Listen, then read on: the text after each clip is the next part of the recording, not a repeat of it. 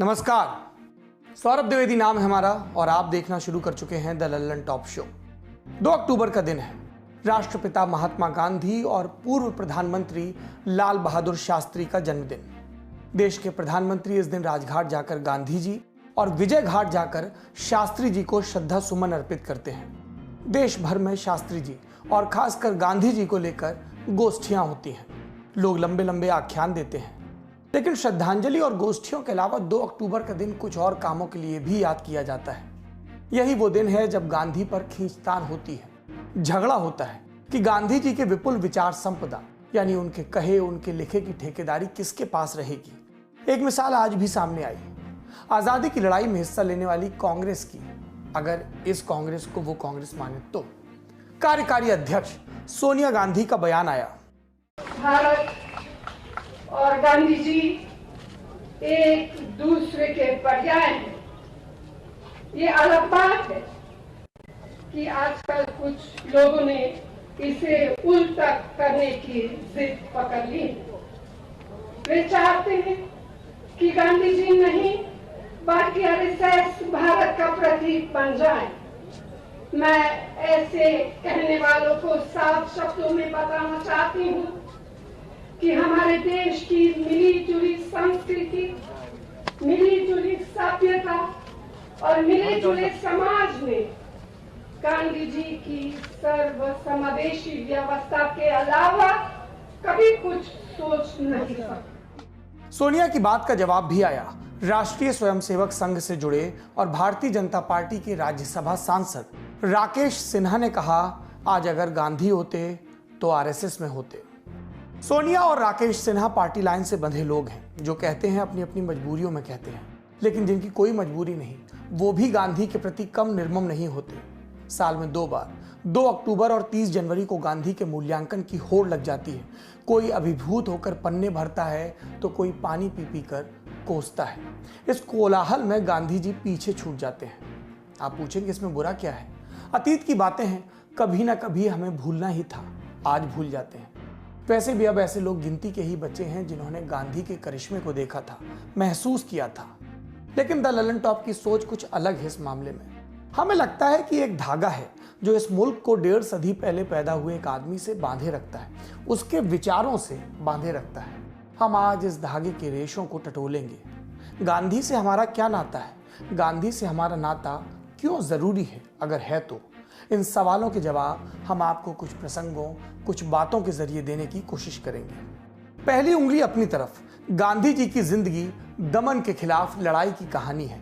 वो उपनिवेशों से लड़े। आज उपनिवेश बीते दिनों की बात हो गए लगते हैं, लेकिन दमन बना हुआ है।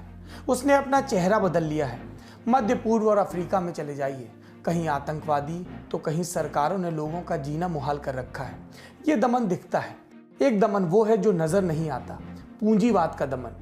बाजार के वो पाटे नजर भी नहीं आते जिनमें आदमी पिसता जाता है। हम अपनी पसंद का काम करके भी घर लौटते हैं तो सोफे पर धड़ाम होकर यही कहते हैं, मुझे इस काम में मजा नहीं आ रहा, थक जाता हूं। जैसे हमें कोई सता रहा हो। अब जो दिखता नहीं उससे कैसे लड़ें? कैसे लड़ें उन इच्छाओं से जो बाजार की बनाई हुई है? जवाब गांधी देते हैं। इंडिया टुडे मैगजीन में भीकू पारेख का एक लेख छपा है। उसमें पारेख कहते हैं कि कैसे भारत आने से पहले ही गांधी जी ने अफ्रीका में तरह तरह का जुल्म देखा था। कभी उन्हें ट्रेन से फेंका जाता, कभी फुटपाथ पर चलने के लिए पीटा जाता। गांधी ना हताश होते ना हिंसक। वो मंथन करते, अपना वो हिस्सा ढूंढते जो दमन के खिलाफ खड़ा होता। लेकिन दमन की पड़ताल करने के बाद, उसकी बुनियाद जानने के बाद, गांधी कहते हैं कि पीड़ितों को पहली बगावत खुद के खिलाफ करनी चाहिए। अजीब लग रहा है ना सुन के?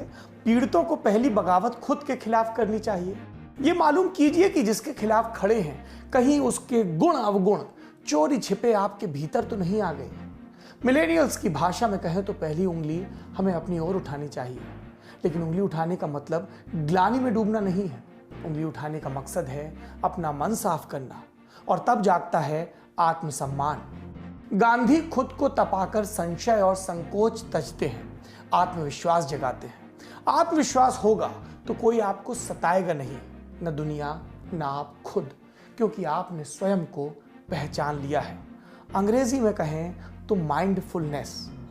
अब मिलेनियल्स सवाल कर सकते हैं, कैसी कायरता है, दुनिया मेरे खिलाफ है, मैं भी खुद के खिलाफ हो जाऊं।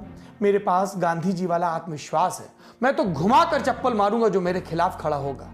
ऐसी बात आपके मन में आती है तो आपको गांधी जी का दूसरा मंत्र समझना चाहिए, हिंसा और कायरता मौसेरी बहनें हैं। ये मंत्र हमें प्रोफेसर पुरुषोत्तम अग्रवाल के एक 14 साल पुराने भाषण में मिला।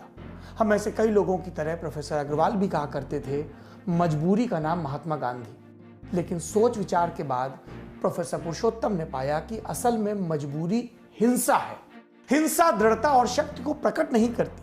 राज्य की सत्ता हिंसा करती है क्योंकि उसे व्यवस्था बनाए रखने की मजबूरी है। क्रांतिकारी हिंसा करते हैं क्योंकि राज्य सत्ता ने उन्हें मजबूर किया। एक हिंसा भाषा की होती है। बॉस हिंसा करते हैं क्योंकि बिना हिंसा और अनुशासन एम्प्लॉय सीख नहीं सकते। एम्प्लॉय सड़क पर रोड रेज करते हैं क्योंकि उसके बिना ट्रैफिक में जगह नहीं मिलती। ऐसा सब करके हिंसा को हम जायज ठहराते जाते हैं। लेकिन गांधी आपको बताएंगे कि हिंसा की मां है आक्रामकता, यानी किसी भी कीमत पर अपने आप को बचाए रखने की स्वार्थ से भरी इच्छा। और यही चीज जनती है कायरता। मजबूती हिंसा का जवाब हिंसा से न देने में है। अब मिलेनियल्स तय करें, उन्हें मजबूर बनना है कि मजबूत। फिर कुछ लोग हम सभी को मिलते हैं जो कहते हैं कि गांधी जी की बात एक खास संदर्भ में थी, एक वक्त और एक माहौल की गुलाम थी। वो अमेरिका में बराबरी के हक के लिए लड़ने वाले मार्टिन लूथर किंग की बात याद करें। किंग ने अपने आखिरी भाषण में कहा था, जिस मोड़ पर हम पहुंच चुके हैं उस मोड़ पर दुनिया के लिए चुनाव अब नॉन वायलेंस और वायलेंस के बीच में नहीं है। अब चुनाव नॉन वायलेंस और नॉन एग्जिस्टेंस के बीच में है। गांधी जिन्हें 3 महादेशों ने समझा, अपनाया, महात्मा गांधी जो मजबूरी की एंटीथीसिस है। ललन टॉप शो में हम बात करेंगे आरएसएस के महात्मा गांधी की। 2 अक्टूबर हो या 30 जनवरी, गांधी गोडसे और आरएसएस जैसी बातें चल पड़ती हैं। आरएसएस और महात्मा गांधी आमने सामने खड़े कर दिए जाते हैं। बीजेपी से सांसद बनने की तैयारी करती वो नेत्रियां हमने देखी हैं जो गोडसे को देशभक्त बताती थी। कुछ ही महीने पहले आपने तस्वीरें देखी थी जिसमें एक दक्षिणपंथी संगठन से जुड़ी महिला महात्मा गांधी के पुतले को एयरगन से गोली मारती नजर आई थी। बाकी फेसबुक पर वर्क्स एट आरएसएस वाली प्रोफाइल्स खोल कर दीजिए, उसमें से कई में आपको गांधीवत जैसे शब्द नजर आएंगे। ये संगठन, ये नेता और ये सोच, ये सारी बहस जाकर टिकती है राष्ट्रीय स्वयंसेवक संघ पर। आरएसएस के सरसंघ चालक गांधी पर जो कहते लिखते मिलते हैं वो इन छवियों से काफी उल्टा नजर आता है। आज के दैनिक भास्कर अखबार में आरएसएस के मुखिया मोहन भागवत का लेख छपा है। भागवत कह रहे थे कि गांधी जी के आदर्शों को आचरण में उतारना चाहिए। दावे ये भी कि संघ में हर रोज महापुरुषों को याद किया जाता है। इसे एकात्मता स्त्रोत कहा जाता है। मैं शिशु मंदिर और दीनदयाल विद्यालय में पढ़ा हूं, मैंने इस स्त्रोत को रोज पढ़ा है। इसमें देश के महापुरुषों के नाम आते हैं, बापू का नाम भी आता है, उनके गुणों को, जीवन को याद किया जाता है। 60 के दशक में महात्मा गांधी इस स्त्रोत में जोड़े गए। महात्मा गांधी की इसमें गुण, क्वालिटीज बताएंगे। उन्हें पवित्र, त्यागमय, पारदर्शी जीवन जीने वाला कहा गया। मोहन भागवत ने महात्मा गांधी से देश के लिए समर्पण सीखने को कहा। जब एक तरफ राकेश सिन्हा की इस बात पर बहसें चल रही हैं कि आज गांधी जी होते तो आरएसएस में होते या नहीं होते, उसी समय भागवत संघ से महात्मा गांधी की नजदीकियों की बात करते दिखते हैं। वो लिखते हैं कि गांधी जी 1936 में वर्धा के संघ शिविर में गए थे। डॉक्टर हेडगेवार और गांधी जी की भेंट की बात कही गई। मोहन भागवत की कोशिश हेडगेवार और गांधी की करीबी दिखाने की थी। इसी क्रम में हेडगेवार की उस तारीफ का जिक्र आया जिसमें उन्होंने महात्मा गांधी को पुण्य पुरुष कहा। यह भी कहा कि गांधी जी की कथनी और करनी में कोई अंतर नहीं। मोहन भागवत अपनी बात का निष्कर्ष ये देते हैं कि गांधी जी के विचारों से अलग राय रखने वाले लोग भी उनको श्रद्धा की दृष्टि से देखते थे। बात यही नहीं रुकी, सोशल मीडिया पर भी नजर आई। आरएसएस का ट्वीट दिखा, मोहन भागवत को कोट किया गया। लिखा था, स्व के आधार पर भारत की पुनर्रचना का स्वप्न देखने वाले तथा सामाजिक समता और समरसता के संपूर्ण पक्षधर, अपनी कथनी का स्वयं के आचरण से उदाहरण देने वाले सभी लोगों के लिए आदर्श पूज्य गांधी जी को हम सबको देखना, समझना तथा अपने आचरण में उतारना चाहिए। संदेश साफ नजर आता है। मोहन भागवत हो, आरएसएस हो, महात्मा गांधी का नाम और प्रभाव इतना बड़ा है कि सब उनके साथ नजर आने का प्रयास करते हैं, उनके साथ खड़े दिखना चाहते हैं, उनके विरुद्ध नहीं। गांधी जयंती वो मौका है जब एक और बहस अपनी जगह बनाती है, गांधी बनाम शास्त्री की बहस। इन्हें याद किया, उन्हें नहीं वाली बातें कही जाती हैं। इन्हें महत्व दिया, उन्हें नहीं के आरोप लगाए जाते हैं। बेजा है ये आरोप। छोटी सी सीख है, कभी भी ज्यादा बड़ा कौन, ज्यादा महान कौन की बहस में नहीं पड़ना चाहिए। हर महानता अपना समय और संदर्भ स्वयं लेकर आती है।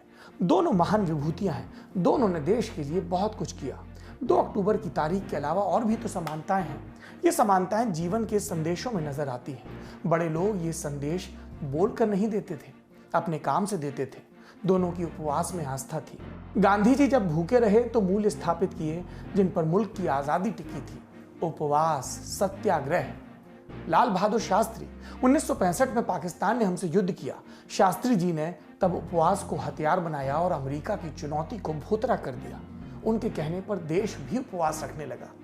एक महापुरुष ने हमें किसी के आगे न झुकने की सीख दी, दूसरे ने किसी के आगे हाथ न फैलाने की सीख दी। एक हमें आजादी देने वाले समूह से है, दूसरा उस आजादी की रक्षा करने वाले। आप कौन सा पैमाना लाओगे, कौन सी तराजू बनाओगे, कौन सा पैरामीटर सेट करोगे जो दोनों की महानता को छोटा या बड़ा बनाए। आखिरी में एक बात और, चाहे शास्त्री जी हो चाहे गांधी जी हो, आलोचना से परे नहीं है। ये देवता नहीं है, ये ईश्वर नहीं है। इनकी जमकर आलोचना करिए, इनके विचारों से मुठभेड़ करिए, पर उसके लिए आपको इन्हें जानना होगा, इनको पढ़ना होगा। व्हाट्सएप पर फॉरवर्ड किए मैसेजेस के आधार पर अपनी राय मत बनाएं राय कि गांधी के ब्रह्मचर्य के प्रयोग क्या थे, वो भगत सिंह को बचा सकते थे, उन्होंने सुभाष के मुकाबले नेहरू को क्यों आगे किया, वो पाकिस्तान के लिए उपवास क्यों कर रहे थे, जब उन्होंने कहा था कि विभाजन मेरी लाश पर होगा तो विभाजन कैसे हो गया। क्योंकि आप अध्ययन करेंगे तो इन सब के जवाब मिलेंगे, गांधी की कमजोरियां मिलेंगे, गांधी के अंतर्द्वंद मिलेंगे, और आपको भरोसा होगा कि ये एक इंसान था जो अपनी कमजोरियों को उघाड़ने में यकीन रखता था। यही बात भागवत ने कही है, यही बात गांधी के सारे, चाहे वामपंथी हो चाहे दक्षिणपंथी, आलोचक मानेंगे कि वो जैसा था वैसा ही दिखता था। उसमें दंभ नहीं था, द्वेष नहीं था और छलावा नहीं था। देश बापू को याद करे, देश अहिंसा को याद करे, और सिर्फ याद ना करे, अपने विचारों में उनको आत्मसात करे अपने अपने सुबीते से। आज के लल्लन टॉप शो में इतना ही। बापू को बुरा बताइए, भला बताइए, लेकिन उसके लिए उनके बारे में जमकर अध्ययन करिए। उनकी लिखी किताबें, उन पर लिखी किताबें, तब बहस हो। शुभ रात्रि।